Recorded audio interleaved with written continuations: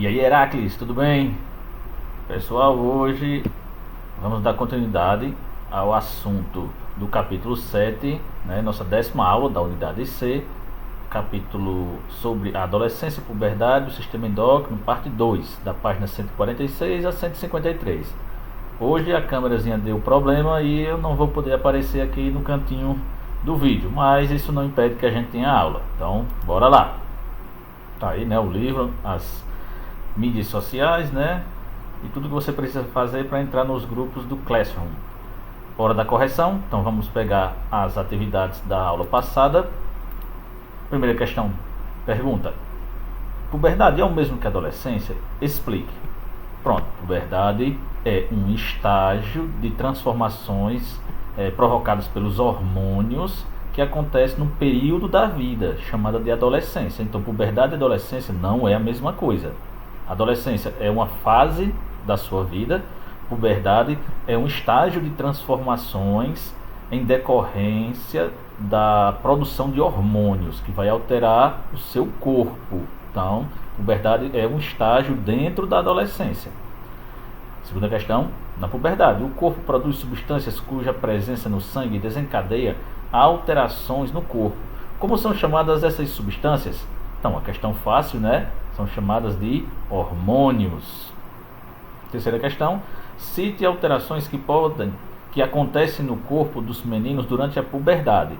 Então, devido à presença de hormônios sexuais masculinos, começa a surgir, por exemplo, pelos, né, pelo corpo, pelo rosto, formando a barba, na área genital do aparelho reprodutor masculino. A produção do hormônio desenvolve a musculatura, então o corpo começa a ficar mais forte. A presença do hormônio, ele altera a espessura das cordas vocais, então a voz fica mais grave, e surgimento de espinhas, e começa o processo de produção de células reprodutivas, dando início a um período de amadurecimento sexual em que ele pode já ter relação, e sem o uso de preservativo pode ocorrer a gravidez nesse estágio. Então, muito cuidado. Cite alterações que acontecem no corpo das meninas durante a puberdade. Então, os hormônios femininos vão desencadear outras alterações, algumas parecidas e outras totalmente diferentes. Nas meninas, podemos ver o surgimento também de pelos, não no rosto, mas no corpo, na área genital.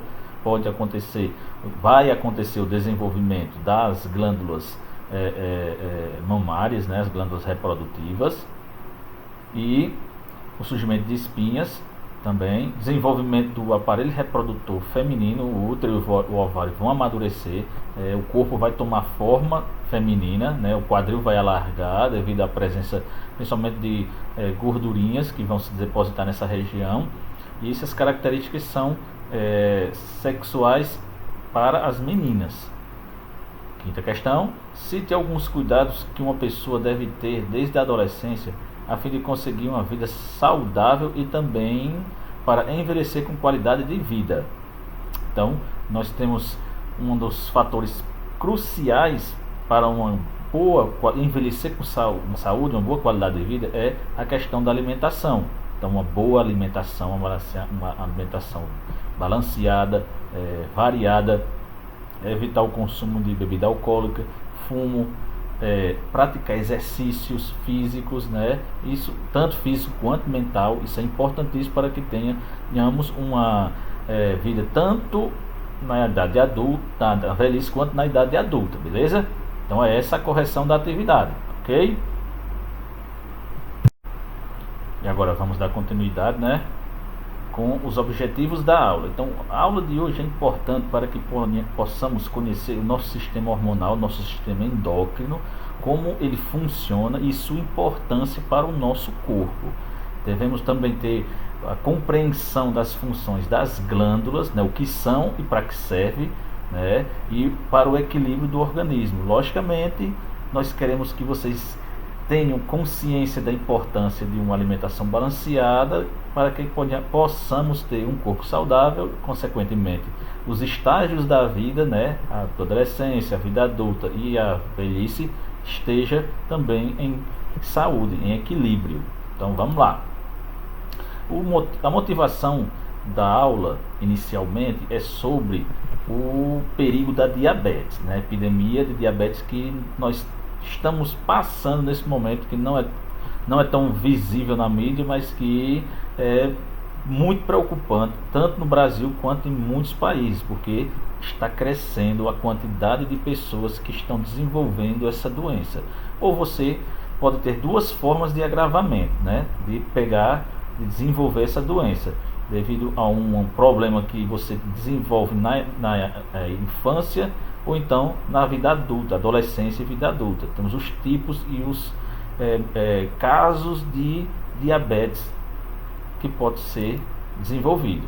Então, essa diabetes pode ser desenvolvida por fatores genéticos, quer dizer, você pode pegar do seu pai ou sua mãe pode passar para você, então você tem no quadro da família, não quer dizer que você vai ter, você tem uma grande probabilidade de ter, já que tem muitos casos na sua família, que é o tipo 1 de diabetes, em que acontecem problemas que ainda não estão totalmente esclarecidos, é mais voltado para criança e adolescente, a diabetes tipo 1. Já a diabetes tipo 2, ela é uma diabetes em que você provoca o surgimento dela, devido a uma má alimentação, certo? Falta de atividade física e sedentarismo. Isso leva ao desenvolvimento da diabetes tipo 2. Então, uma que você pode ter independentemente de sua alimentação, você já pode desenvolver, nasce com ela, e aquela que você cria o caminho para desenvolver essa doença, que é a diabetes tipo 1 e tipo 2. Então, tudo é feito através das escolhas na alimentação. Então, a gente pega aqui um dado da OMS, né, a Organização Mundial de Saúde, falando sobre o que está acontecendo, a incidência de diabetes no nosso mundo, que está aumentando, principalmente em países que eles classificam como ocidentalizados. Ocidentalizados são países que se enquadram no grupo capitalista, que ele tem a questão do dinheiro como fator principal. Então, países que se ganham bem, né, tem dinheiro, a pessoa come bem,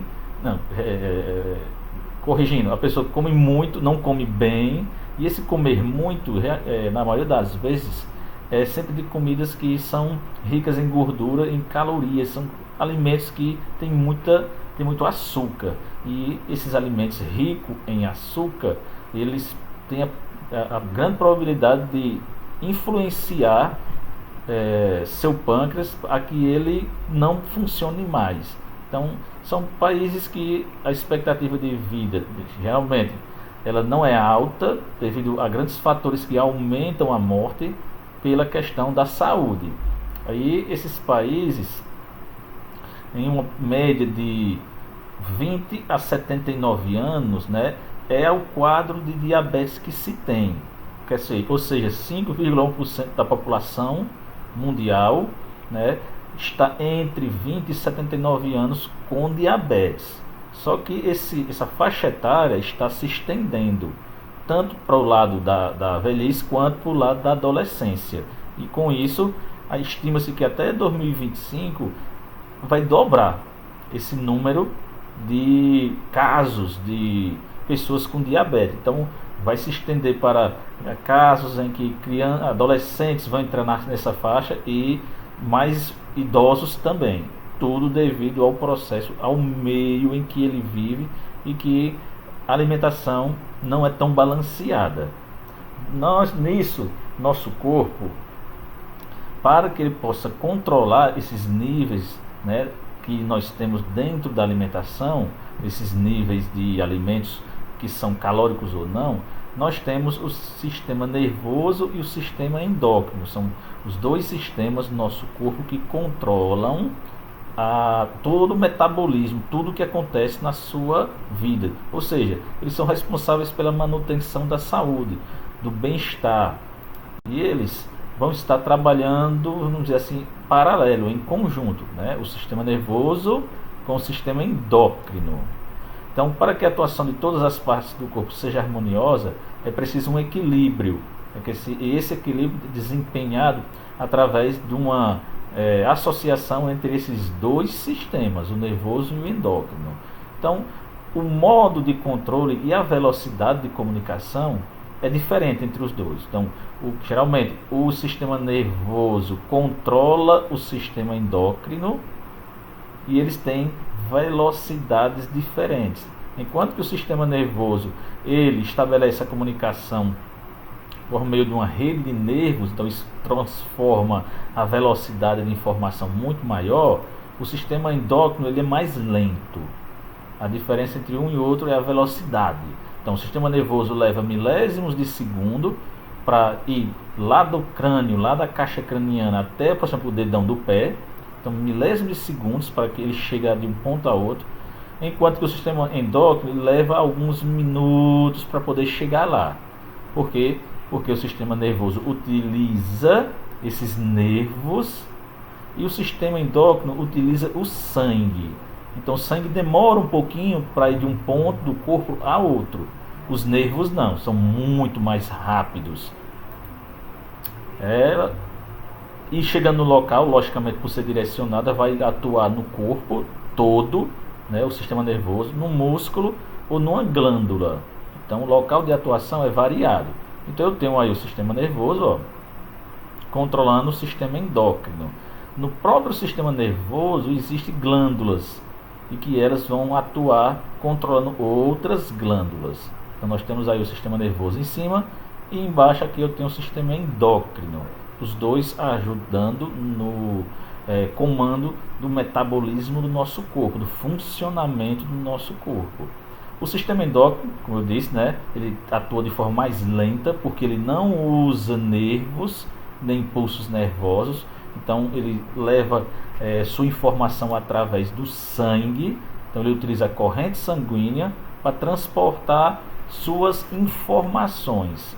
Suas informações estão na forma de hormônios, como a gente já comentou.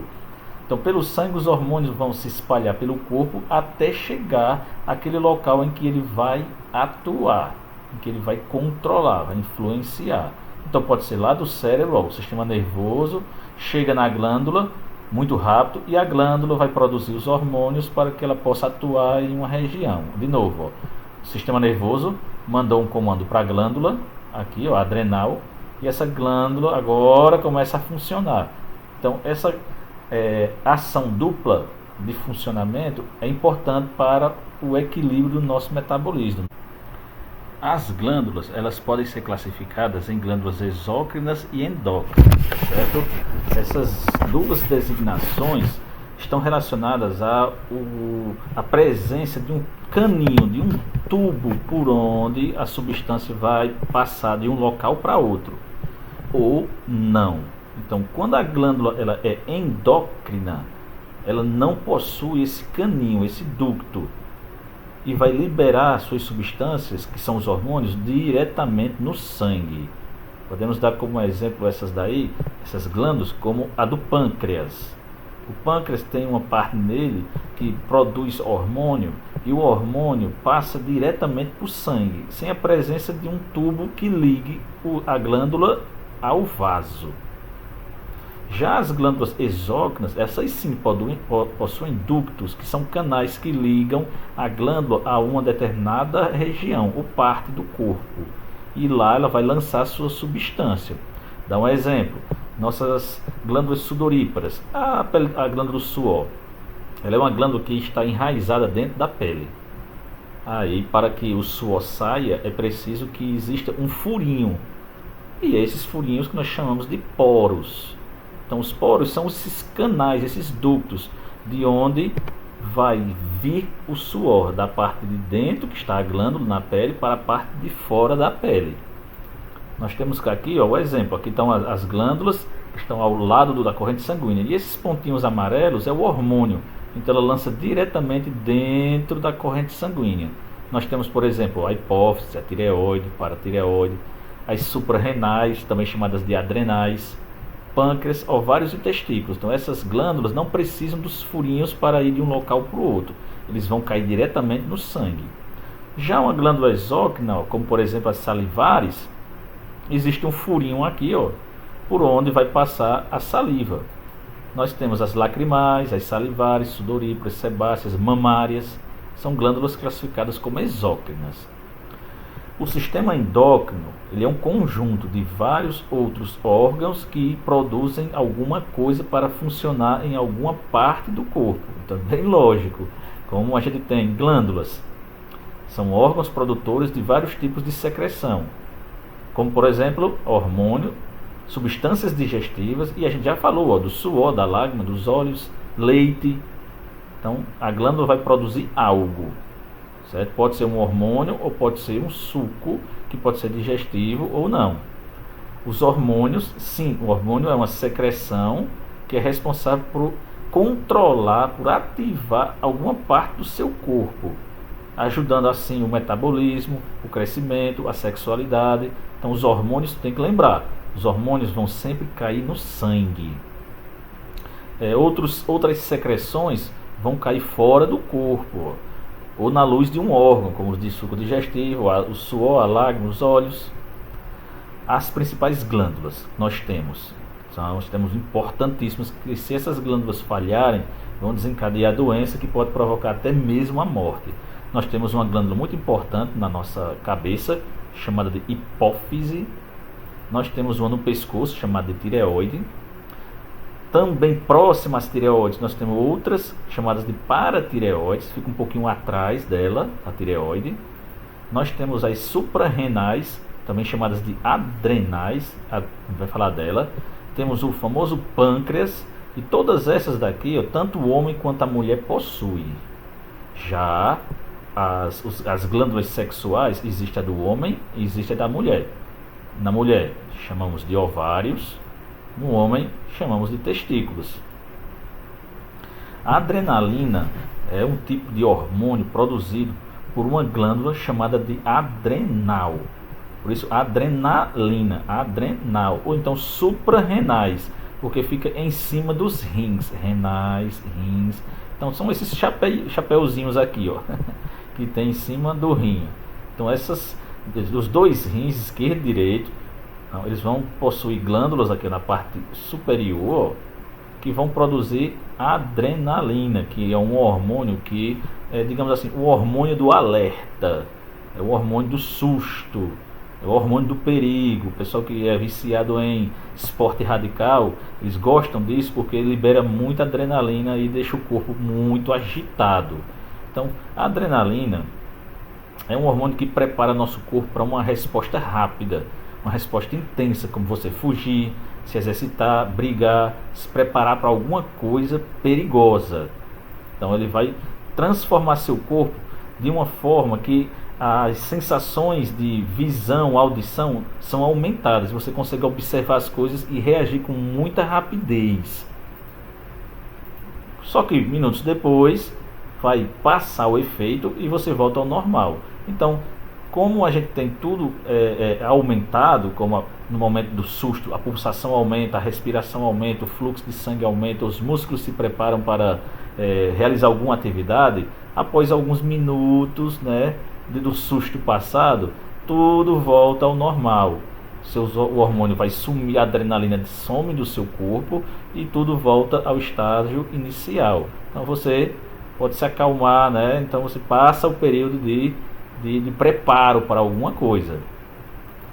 E que alguns hormônios podem ter uma duração rápida, né, como a adrenalina, ela rápida, passa, e outros têm uma duração mais lenta, mais longa, mais duradoura. Então você não pode ficar em estágio de alerta para sempre, com a adrenalina sendo produzida constantemente. Seu corpo não aguentaria.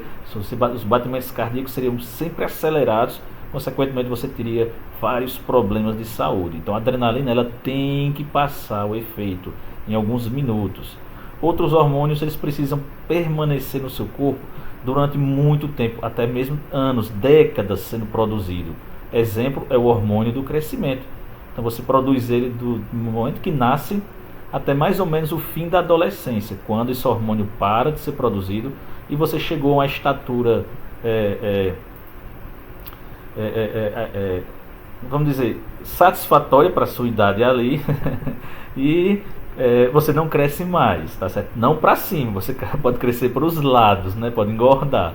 Então, o hormônio do crescimento, ele é um hormônio que tem uma atuação longa, mas é cessante. Ele para lá pelos 18, 19, 20 anos, então você para de crescer. Então, é um hormônio produzido pela glândula hipófise, que é essa daqui, ó. A glândula, esse pontinho vermelho aqui, ó, na base do encéfalo, dentro da nossa caixa craniana.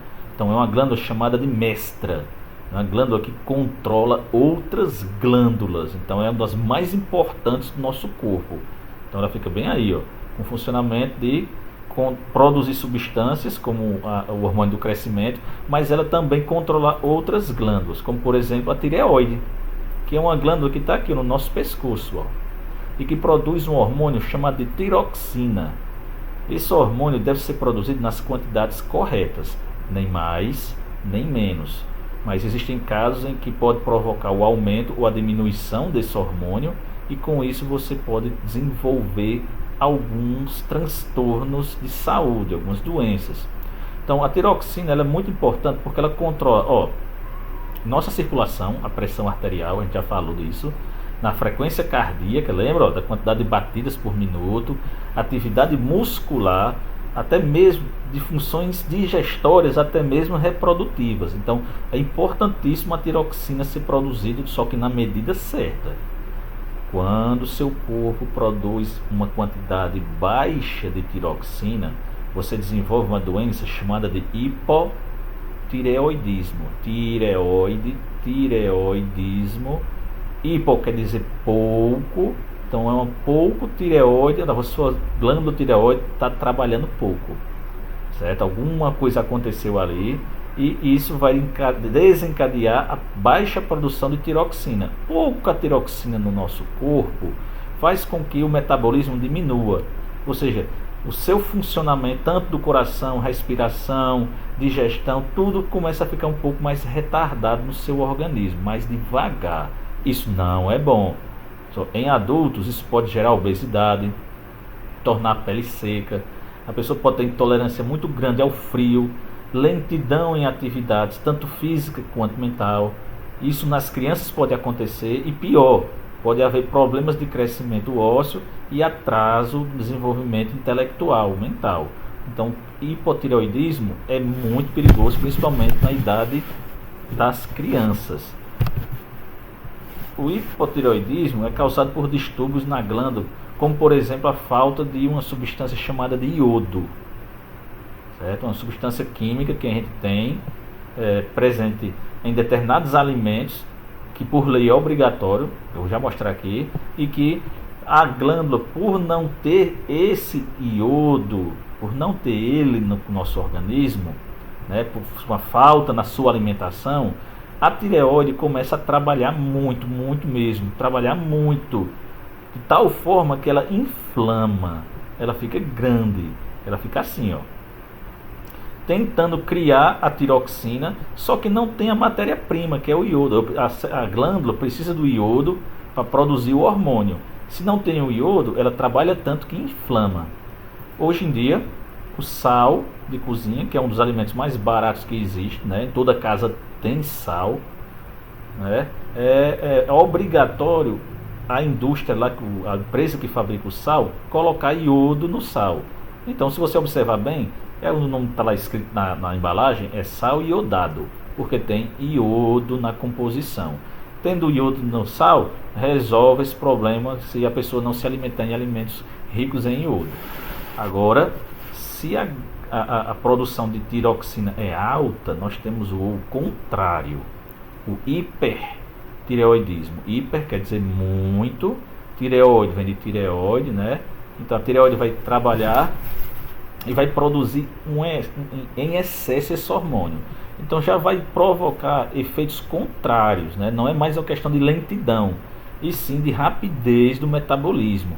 O metabolismo ele vai acelerar muito. Acelerando o metabolismo, vai acelerar, logicamente, o sistema respiratório, o sistema circulatório, o sistema linfático, todo o seu organismo fica muito acelerado. Isso provoca irritação, perda de massa, a pessoa emagrece, porque está consumindo muita energia, o aumento da pressão arterial, porque o coração bate mais rápido, aumento da temperatura corporal, até mesmo casos de inchaço do globo ocular. Ó.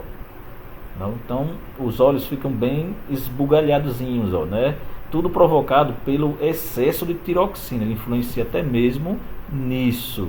É chamado de exoftalmia, esse probleminha no olho. E aí tem que haver um tratamento para reduzir a produção de tiroxina do corpo. Pode levar até mesmo à morte.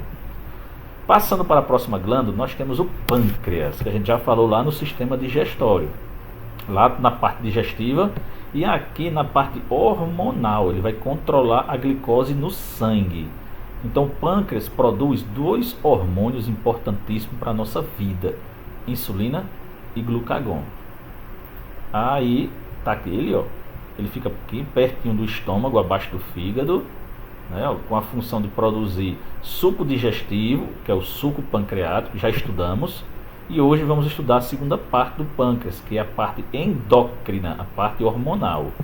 Então, muito importante para o controle da glicose.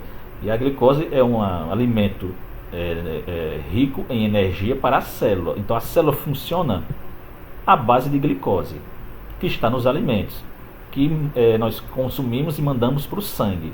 Aí entra os hormônios que vão dar essa glicose para as células comerem. Então vai entrar primeiro quem? A insulina. A insulina é tipo um garçom que leva a glicose para a célula.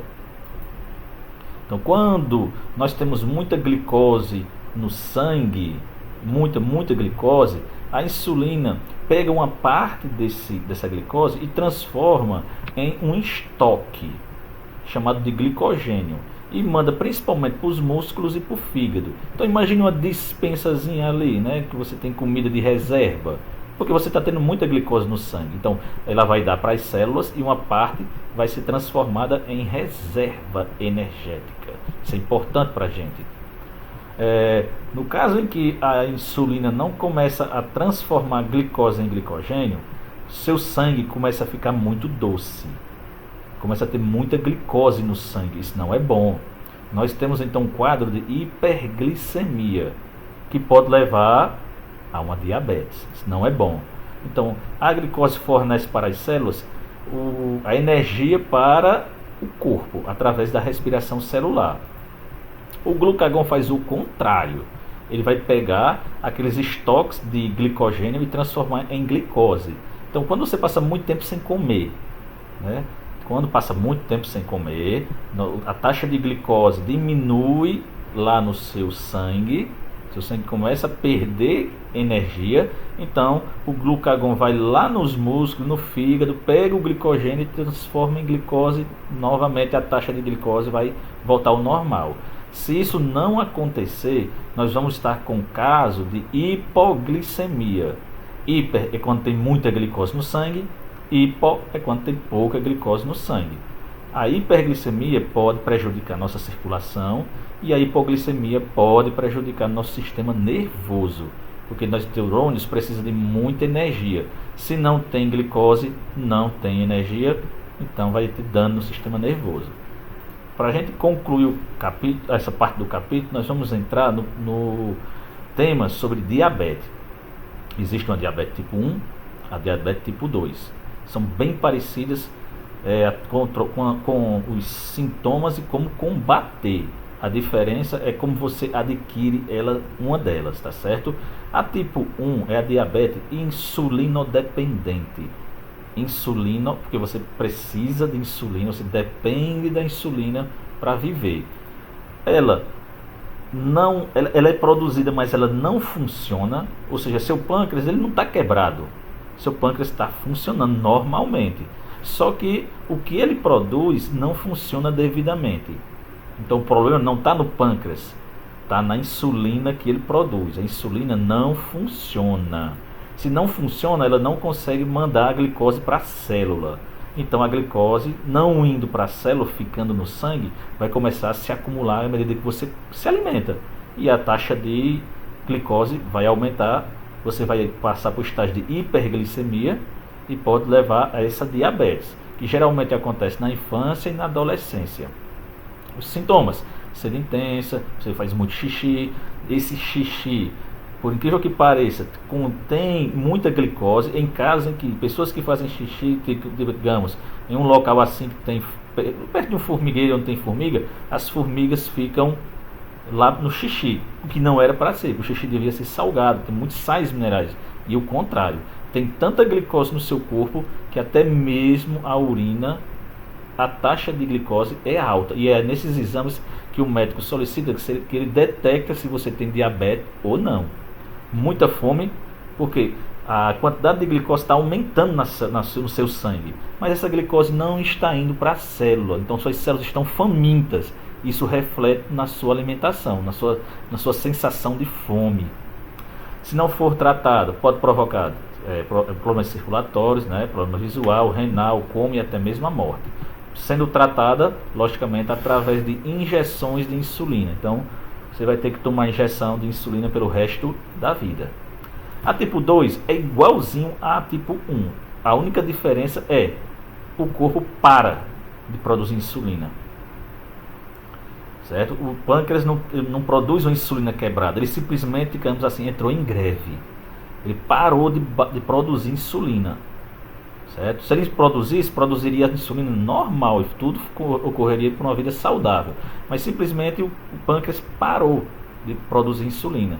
Isso provocado provavelmente pelo excesso de uma alimentação desregrada, desbalanceada, em que o alimento mais ingerido são doces. Então é uma vida inteira comendo besteira, comendo alimentos que são ricos em açúcar, e você passou anos e anos forçando o pâncreas a trabalhar, e chega um momento que forçou tanto que ele parou. Acontece geralmente em jovens, obesos e adultos, e os sintomas e os problemas são os mesmos. Logicamente vai ser como a tipo 1, tratamento através de injeções de insulina. Então esses dois tipos de diabetes são as que mais matam também no Brasil e no mundo. São doenças que se desenvolvem ao longo da vida, não é do dia para a noite. Tudo dependendo principalmente da sua alimentação. Beleza, pessoal? Então, por hoje é só. Tá aí o videozinho para complementar. Aqui tá o formulário com as 5 perguntinhas. Quero que vocês se cuidem mesmo, viu, pessoal? E até a próxima. Próxima semana a gente se vê. Valeu, tchau!